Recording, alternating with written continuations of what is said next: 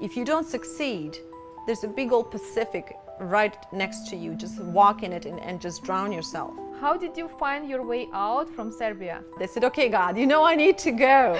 You left your school, you left your education to come here to be a what? You know, to be a house cleaner. I can imagine. No school, no education, no help. Before my 40s, I was a millionaire. You had to start all over again with $1.5 million in debt and 2 kids and no job and 3 mortgages on my back. So don't tell me that things are impossible, because we are in a country where anything's possible.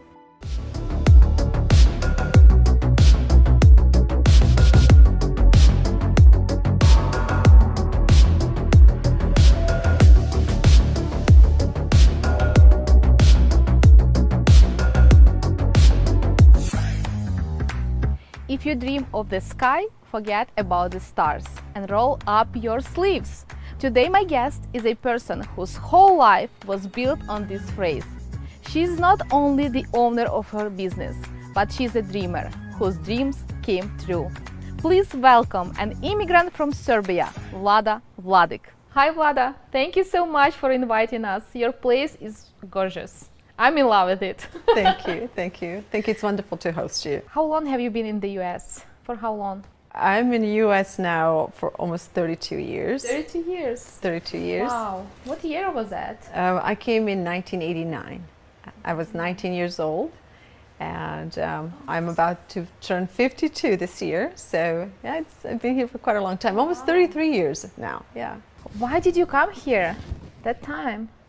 Well, like a lot of people who decide to leave their country, there's usually a good reason. So my reason was desire to take my dreams into a country that will accommodate them. What kind of dream did you have? There's all kinds of dreams, and so first of all, being born as a girl in a culture that I grew up in has its disadvantages the moment you were born. So unfortunately, in the place I was growing up, being a girl meant that you can't, you shouldn't, it's not nice, it's not for girls, that's not for you, you don't know how, and all these little things that would limit a young woman in living out her talents or her dreams. And not to, on top of that, obviously, at the time when I was growing up, my country, which was Yugoslavia at that time, was communist. And so that too had a lot of limitations on a young life, on anybody in general. But being a young girl and being born in society where women were predispositioned to live a certain way of life, and on the top of that, you have a system that also limits you. As a little girl, all I could think about was, okay, you can do this, but one day I'm going to America. And I just knew since I was a little girl that I would come to the United States one day, and that was the reason to come. I just wanted to be in America so I can do whatever I wanted to do. If you have a dream to come to the United States, you have to consider some options. Either work a travel program, apply to a university, come as an exchange student, or be sponsored by the company. How did you find your way out from Serbia? It was a little miracle, and to this day when I think about it, it really is, sometimes it's just the faith. And the faith and the will, when they come together, it's like almost anything's possible. So at that time, first of all, I was educated through military, through Air Force. Oh, wow. So I was one of the 10 girls which were allowed to become avia electromechanics. Oh my God. In the whole country. So the government was experimenting with us to see how women will perform in these positions. And so when I finished the school, I'm 18 years old, I finished the school, and at 19 they put us to work. And so I was now basically owned by the government. I had a government job. I mean, everybody had a government job because the government owned all the businesses, but this in particular. And so at 19, I'm working and I see people who are going to work back and forth from work. I'm looking at their faces and I'm thinking, I don't want to go and ride the same bus, every day back and forth until my life expires. And, deep inside, I always knew that I needed to come here. The bottom line, I make a decision to go. And at that time, my brother-in-law was coming to visit his family in America. And I asked my parents if I could go. Of course, my family was very much against it. I was 19 years old, to go to another world alone. And I had this job, which supposedly was a great accomplishment. There were only few of us. And, if you work within a military or Air Force, you're guaranteed apartment sometimes down the road. You had a paycheck. The government will come pick you up from your home and take you to work. You had privileges that a lot of young people didn't have in Yugoslavia at that time. So leaving that position was out of the question. First of all, because I was bound to government. Second of all, my family just thought that I was so accomplished already. It's like, how could you leave this job? But anyhow, I knew that I needed to go, and I knew that I would not have a support of my family.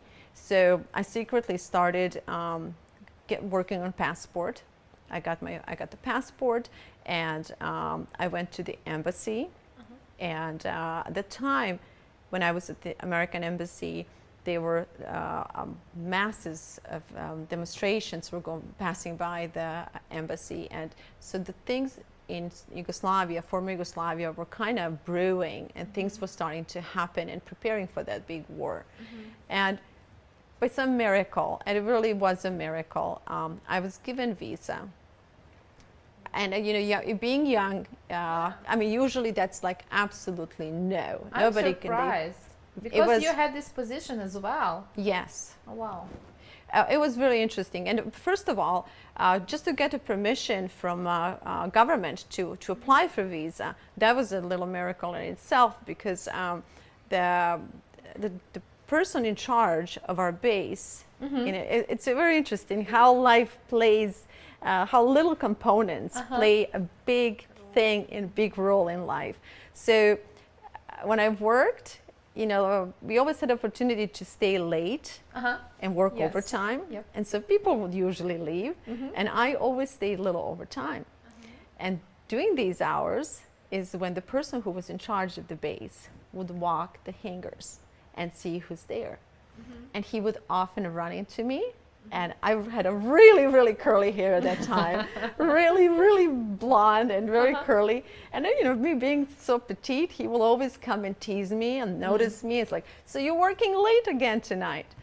But the bottom line is he remembered me. Yeah. And when it was time to ask for permission to leave, it was him who I needed to ask for permission.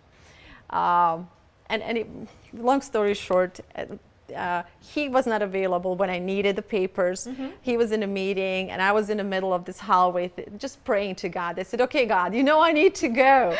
And at that moment, he walks out of the meeting. And, I was just all over him, please, I need you. And, long story short, somehow I managed to get a permission from government to apply for visa. Although it was strictly prohibited for anybody in the country to leave the country at the time. So that was a miracle. It's a miracle. And then visa, that was a miracle. And then I told my family, I got visa, I'm leaving. And my mother almost died. I can imagine. Yeah. Can you imagine your daughter comes to you and says, like, I have a visa, I'm leaving for China, or I don't know. Maybe it's different right now, but still, No, it would be very hard. I think, I don't know how ready my daughter is for such a move, but I was ready, and I knew, my whole being knew for most of my life that what I needed to do and what I needed to be in order to make these things happen. As a child, I always had that urge in me to do what I was designed to do. I always had a very strong sense of what I needed to do.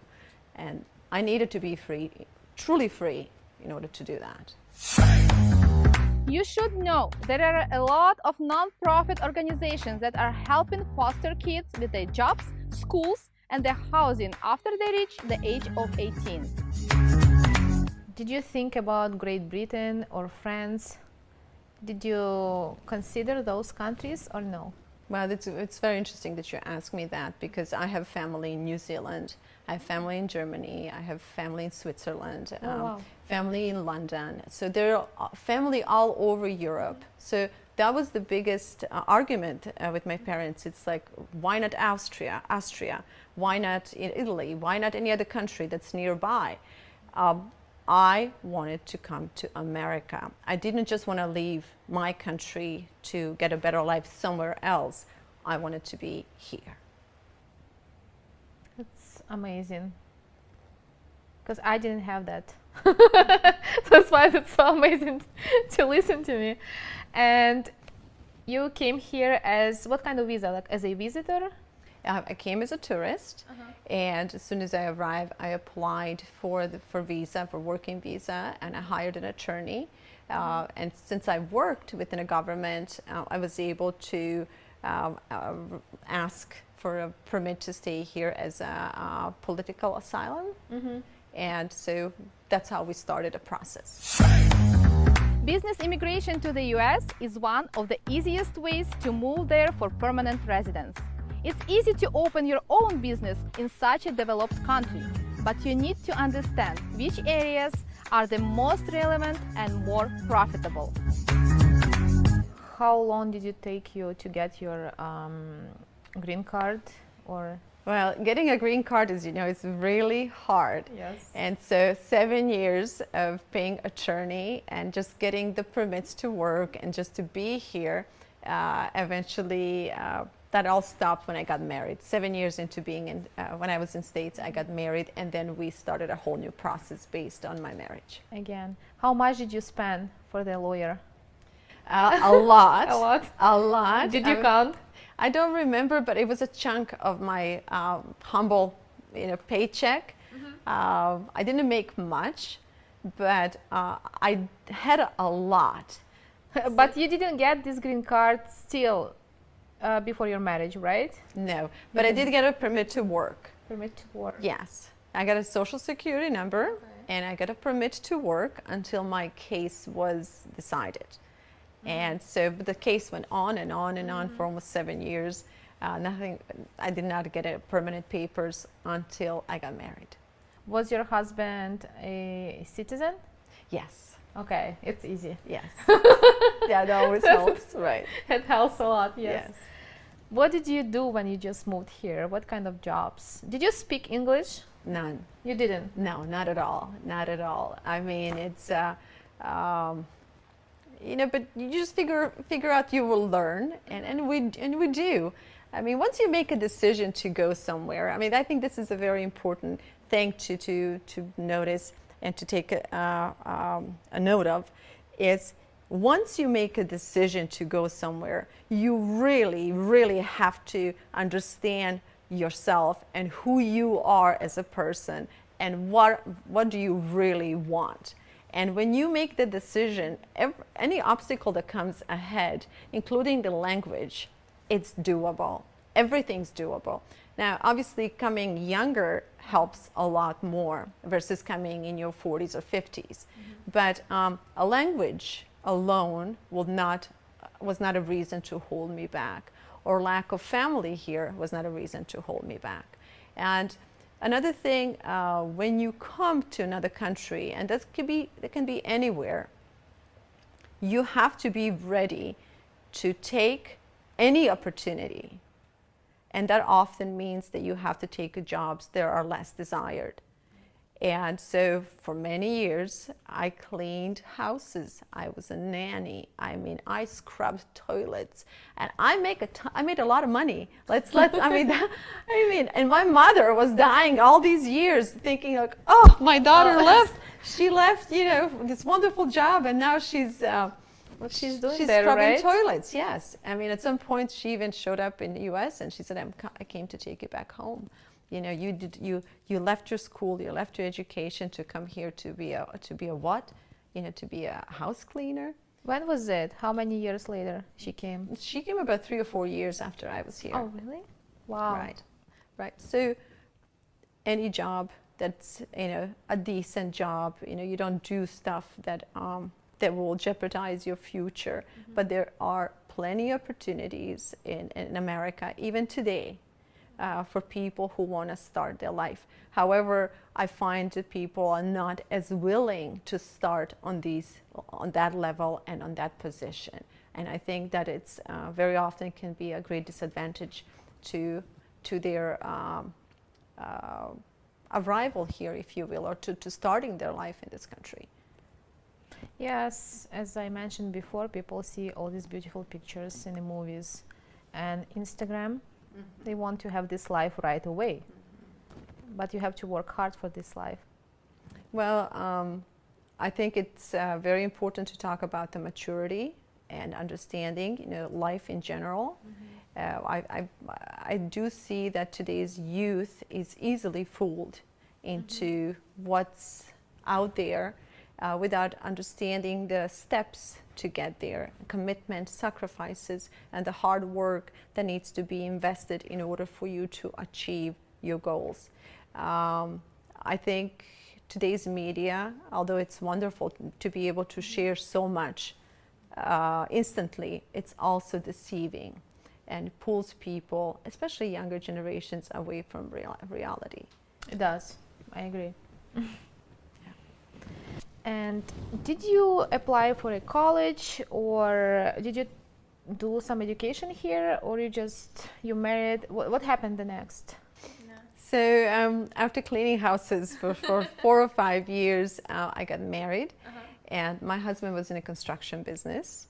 So that sounded wonderful to me, and I'm a kind of person who's, let's do it, let's try something new. I love building things. I love things that you do with your hands, and you create things that you can actually visualize after you're done with working. So construction came naturally to me. After being avia electromechanic, working with tools, now there was just another different set of tools.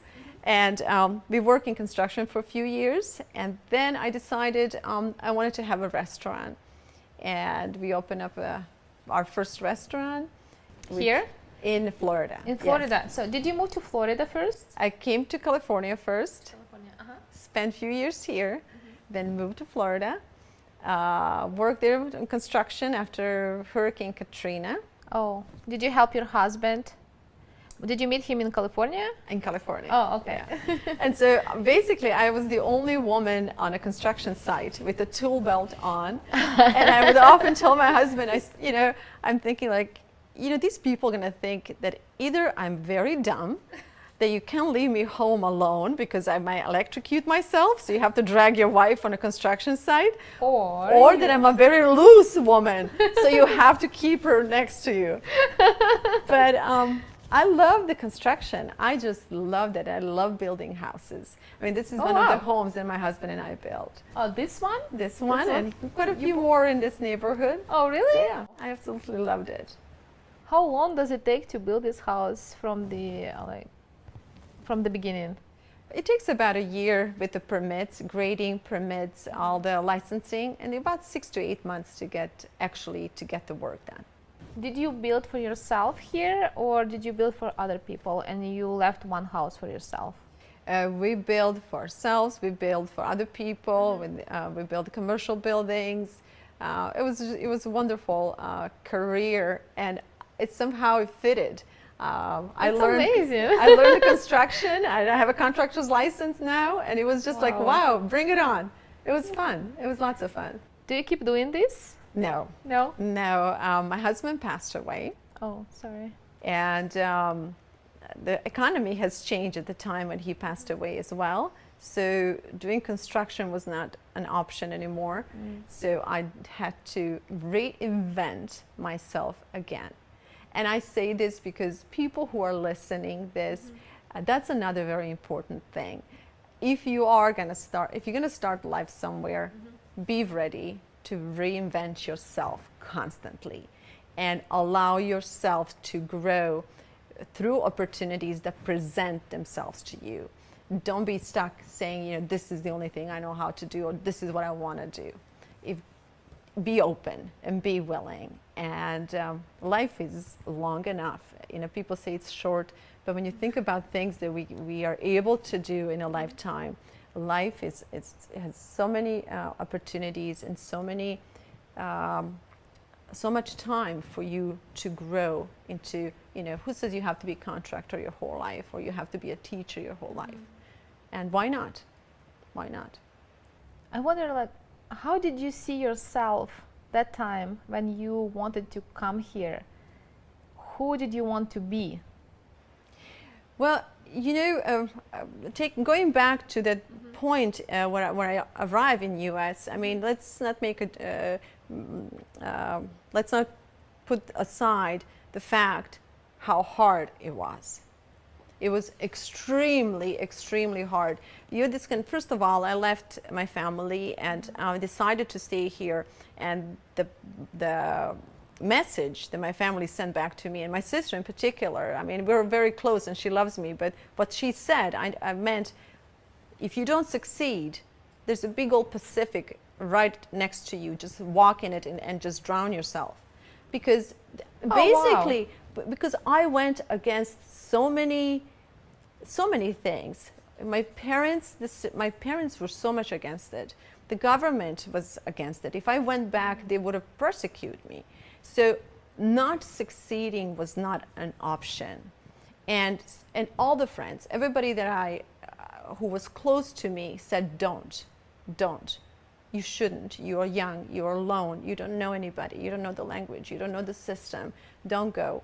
And once you arrive, there was nobody to cry to. There's nobody to say, this is hard. And so it was extremely hard. But I knew that I was where I wanted to be. And I knew it would be hard. And I knew that tears will come. And I know that I would cry alone. And I know that was just part of it. But you have to believe in yourself. And you have to believe that nothing stays forever. Hardship passes. And it did. And so, who do I see myself to be in America? I was free. And I said this to my mother. I am cleaning toilets now, but I will not be cleaning toilets for the rest of my life. And that knowledge alone was enough for me to fight. And that's what's very important for any human being today, is to have that hope and to believe that no matter where they're at in their life, that there is a hope that they can do better. And I had a hope that I will do better in this country, that the sky was the limit, and this was just a chapter. And I worked bloody hard. I mean, my hands today, the veins that I carry on my hands, I mean, a woman should not have veins like this. But I came to this country and I just dug my hands into this country and I said, I'm here. I want to do things with my life and I don't mind working hard. And I did, 7 days a week. But I made decent money. I paid for my apartment. I bought myself a car. I paid for my attorney. I saved some. I sent money home. It was amazing. I was actually able to harvest something out of my effort. And that gave me a great encouragement. So after that, the next step was, okay, I have a little money. What do I really want to do? I want to open up a restaurant. I'm 24 years old. I have my first restaurant in America. It's impressive. No yes. skills, no school, no education, no help. almost 26, I had 2 restaurants. Oh, wow. Okay. Here in California? In Florida. In Florida. But I get up at 4 o'clock in the morning, and at 6 o'clock, I'm serving the first cup of coffee and first breakfast for $2.99 to hundreds and hundreds of people. Okay. And then at 2 o'clock, I take my chef's apron off and I put the waitressing apron on in my own restaurant. And then you waitress another shift. And so you just work, because you come to another country, you don't have the roots, you don't have the means, and you're not in your own place. So your roots have to break through cement. And the only way you can break through and establish yourself is to work. You really have to apply yourself. Now, it could be a physical work, it could be a mental work, it depends what you're good at, but you cannot advance without the effort. And for me, to establish my life in this country, it took a physical work. But I was ready and I was willing. And this country just welcomed me and said, okay, what do you want to do? What do you want to do? What do you want to do? I said, everything, everything, bring it on. Yes, so yeah. And you said after your husband passed away, how did your life change? What happened after? Well, I think the next progression, I think, of life is when you apply yourself in a country like this, you are almost guaranteed success. Okay, hard work really paid here. And very shortly we became successful. You know, you from one job to another job, you work, you save, you reinvest, you do job well, people recognize it, and then you get better and better clients. And before you know it, before my 40s, I was a millionaire. Oh, wow. And so, you know, again, it's possible, but the amount of work that it took, I want people, again, to understand that this didn't just happen because of my luck. It happened because the system was set up for me to succeed. And I fueled that effort with the right fuel, which is a dream, you believe, and you work hard. Okay? And you take a responsibility for your life. You don't allow yourself to be a bystander and expect things to happen. And so by reaching this whole new level, financial level in my life, that was very eye-opening for me. And so coming to America and suddenly being in position to buy bigger and grander, a very important thing happened. And that's a realization that you really don't need any of that. I just wanted to say, like, how did you feel when you got these millions? What was the feeling? Absolutely, life went on absolutely the way it did before. So I continued to shop in thrift shops because I just like to shop in thrift shop because it's a beautiful clothes. I continued to go to a hairdresser who charges me $12 for haircut. How dare you?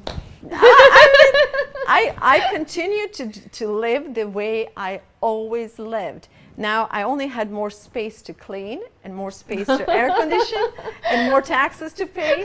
But again, that was also part of an investment of the mindset. You do bigger because eventually, you know, as a contractors, this is what we did. You build, you lived, and if you don't like it, you sell, you make money, you move to the next one.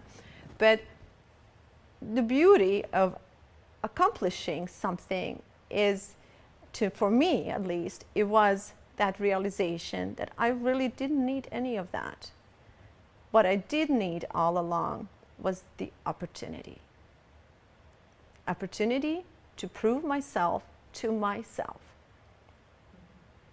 which was the most important thing. And I believe that every young person today in the world needs that opportunity to grow while they're in their 20s, in their 30s, to grow and accomplish and to generate and to see the reflection of their capability and to go over that important step, I think, to acquire so that you can satisfy that need, to say, I'm able to, I did it.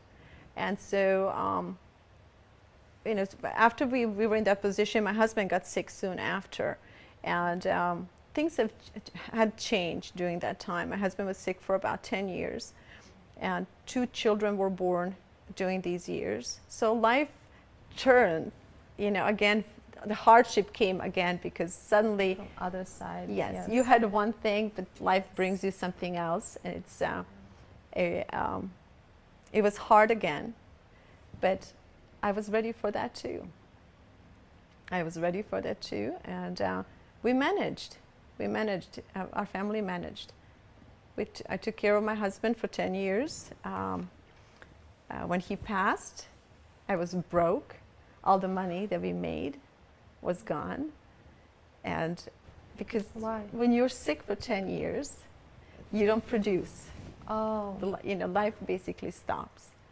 And I took care of him, and so all the money that we earned was gone. You had to start over. All over again, with $1.5 million in debt, and 2 kids, and no job, and 3 mortgages on my back, Oh my God. and credit cards maxed out. So What did you do? What did you decide to fight. You fight. You fight. You just go back to yourself. And this is another thing. Again, hardship continues through life. There's no such a thing as arriving in a peaceful, happy place. Life is made of these moments where you decide who you are to yourself. And in this particular situation, I had to make a decision who I'm going to be to my 2 children. And so, I mean, I was standing right on this window with 2. My daughter was 9 and my son was 7.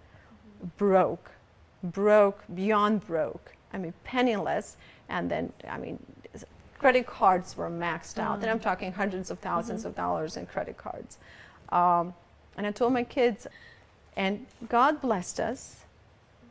And right now, we are going to lose all this and we're going to pass this on to another family. So the other family can come and live here. But Mama is going to fight. And we're going to fight day by day. And if God chooses to put us on the street, you know, let's just pray that He keeps us upright. And as long as I'm upright, you will be fine. But things will be hard. And they, as little as they were, they understood. And the true hardship of my life began at that moment, where decision to fight versus to walk away or to seek bankruptcy. I mean, a lot of people were saying, you know, why not bankruptcy? You know, get an easy way out. You know, and I said, I did not come to this country to bankrupt. And if I'm going to bankrupt, it's not going to be because I didn't try to pay my debt. That money was spent by me, by my family, and that money is what I owe. And I have every intention to pay it back, or at least to fight to pay it back.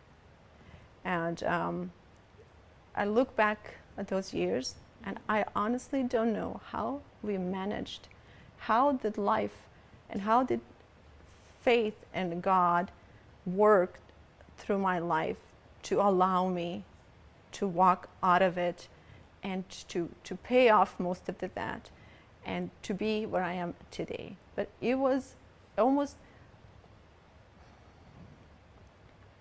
I don't even know how to explain it. I look back and I honestly feel it was, you walk as almost as a fog, deep, thick fog. And all you don't know where you're going to go. You don't know how deep it is. You don't know where you're stepping. But you have to get up every morning and just say, I bring all I got.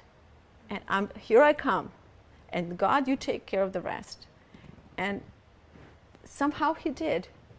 Again, the work and belief and the desire to rise over your obstacles is what got me through.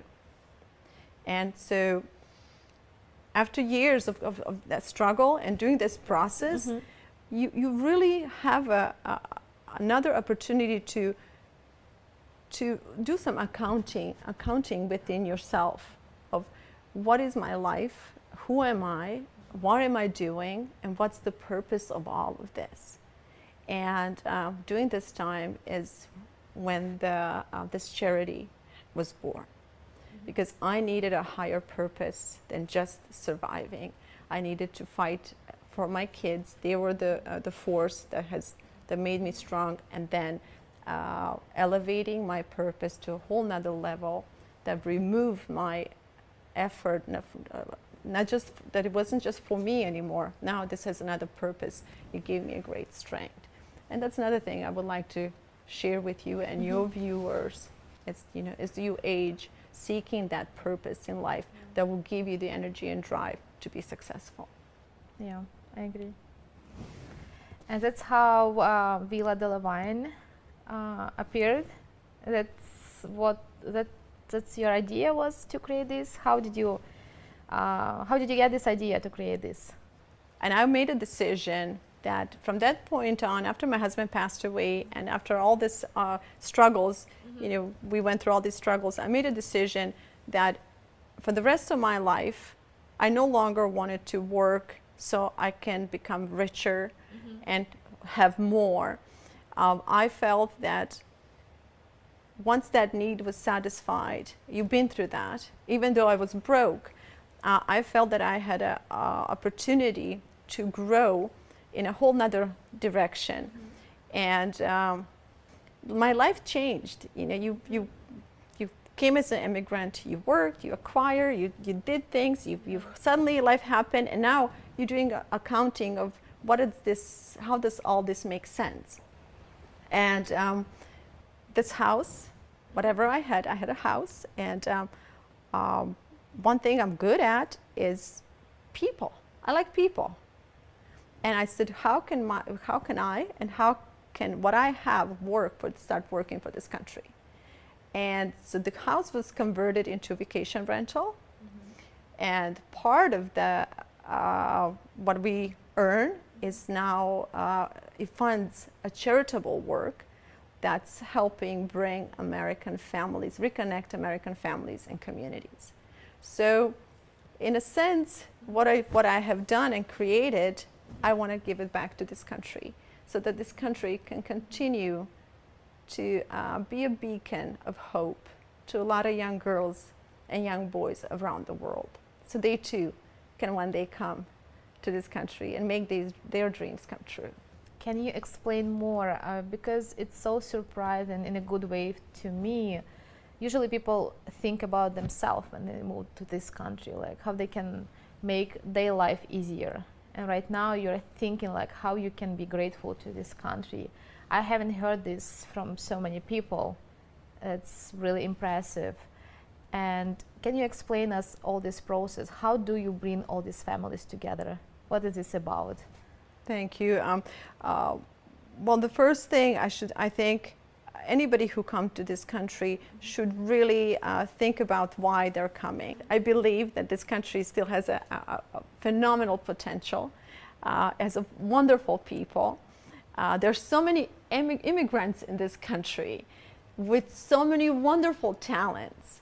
And I would love, through my work, I would love to encourage other people from other countries to take the possession of America by taking responsibility for this country and getting involved. I would like to use my life as an example of, how to become part of this country on a whole nother level, and just have your voice heard, and just use your energy and your means to create this country into even something better that's going to be good for us, for our neighbors, for our children, for the next generations, and for the world.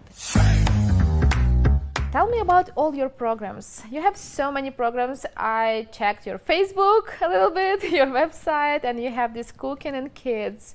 You have cooking classes, local cooking classes, right? And you have America Dines In, and you have Growing Strong. Can you explain a little bit for the people what this all about?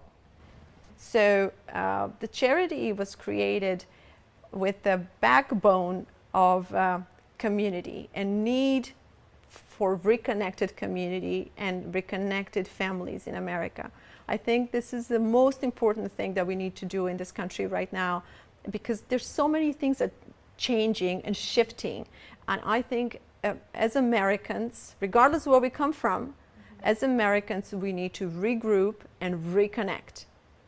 And no matter what comes our way, and I think maybe this is an old Slavic philosophy, the danger comes, we just get the arms together, whatever comes, we're stronger together. And so in my mind, I wanted to promote that message in particular because there are a lot of nonprofit organizations who would focus on childhood obesity, or they will focus on women abuse or veterans. My idea was to create a charity that will go to the core of where most of the issues in this country occur, which is home, dining table, a family structure.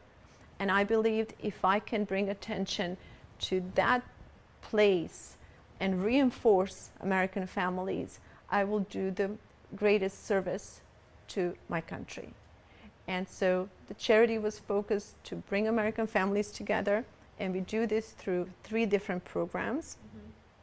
First is called Cooking and Kids, and that is a television program. And by the way, I just want to say, I know nothing about television. I know nothing about the production. I'm very bad with computers. I'm very bad with technology. But anybody in this country has opportunity to create. And if you can create something that's positive and wholesome, there are ways and channels through which you can distribute this. So if it's not a television program, if you create a good meal, there are ways to distribute your goodness through your community. If you know how to fix things, you can channel that through your community. With me, I'm a storyteller. And I believe the good stories is what young people need today. Humanity is losing a story. Suddenly, everything's coming at us in flashes of information. It's a lot of information, and people don't want to watch long movies, long stories, because it's so much information they don't have time. Everything like 3 seconds, Yes. 3 seconds. I mean, you have a young children. I see what my kids watch. It's a content that has no connection and no story. It's information that it's designed to entertain that moment. Once it's over, you don't remember what you saw.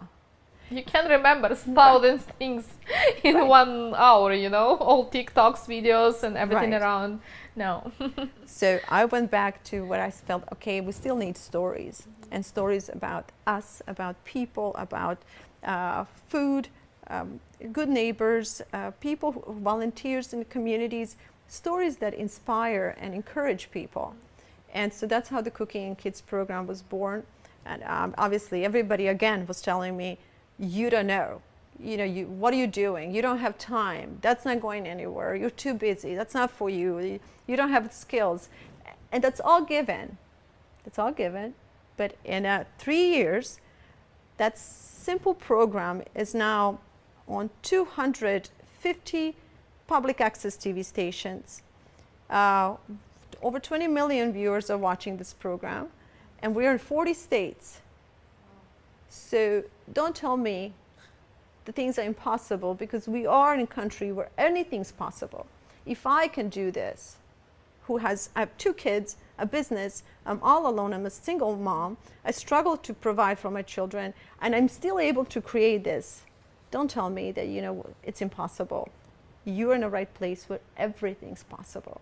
So this is the one thing that we do. We create a positive content, and we teach kids how to garden, how to cook, how to plant a tree, how to, we went to Sweden, one of the episodes, to see how Sweden feeds their children in schools. We went to Alaska this last summer to see where salmon comes from, and how we can keep the salmon, continue to come, and how kids should get more involved in the nature and fishing and understand where food comes from. This year we're going to Turkey. We're going to go and see how other cultures, see family structure and food, and how that plays a role in developing who they are. It's cool. So the possibilities are infinite when it comes to that. As long as you're willing to work for free, that's the one important thing. So I've been working for free for many years. So, but you can create if you have a need to do so. Second project is called America Dines In. And this is what I've been doing for 5 years. My house is now open to community, and once a month I bring random people from community to sit at the same table and to dine. I've Who been- cooks? I do. I do. And tomorrow we have one of those tomorrow. It's not today. Not today, You should tell tomorrow. us. Yeah. I can send you some clips. Okay. But so it's been very, very successful. You know, people don't take time to sit and dine. So we create meals and we just invite people. We open it to community and say, tonight we dine at my house. How can we get on this list? We'll get you connected. I'll have you. Is it just for people who lives here in this No. area? No. No. There is specific place you can submit your. Yes, Oh. we have that publicized on Facebook, on social media, That's once a awesome. month, up to 50 people. 50 people. 50 people Wow. Here? here, in a vineyard. I I'll want show to you the- see the table for 50 people. I'll show you. I'll show you. And there's also a third program. It's called Growing Strong. That is a one-on-one project where I go and I work with former foster children, kids who have aged out of the fosterhood, and now they are on their own. And very often they lack simple, basic life skills like shopping, cooking, accounting, and or creating the family atmosphere in general. So we go and we work with them directly, and with some struggling moms, single struggling moms and their kids, and we also cook for cancer patients. Amazing. Do your kids help you? Are they involved in this process? There's no way around it. I mean, They don't have choice. they don't have choice. No. The way we live is that you have to be involved and you have to give back. It doesn't matter how much you have, the portion of what you have at any given moment, you need to give back. So I want my kids to adopt that lifestyle, and so because it's kind of selfish, if you will, because I know that if they are able to live this way, they will be happy, and I want my kids to be happy. You know, to find their purpose and to give back. It brings you energy and joy, and brings the purpose to your life, and it means a life. It makes a life worth living. And so I teach my kids to not just to be involved, but to live this way. Once they're adults, I want them to live this way too. What do you want to accomplish in the future?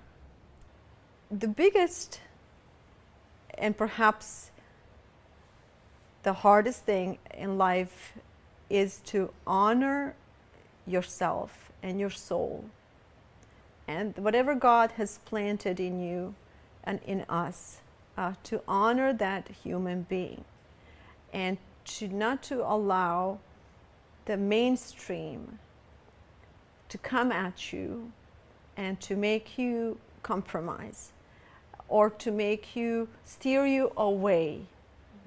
That would be the biggest success for me, because I just want to honor the message that I've been hearing my whole life in my head. It's very hard because we want to fit, we want to be accepted, we want we want to be like everybody else, and sometimes our thoughts and our way of living and thinking does not jive, or you can be misunderstood.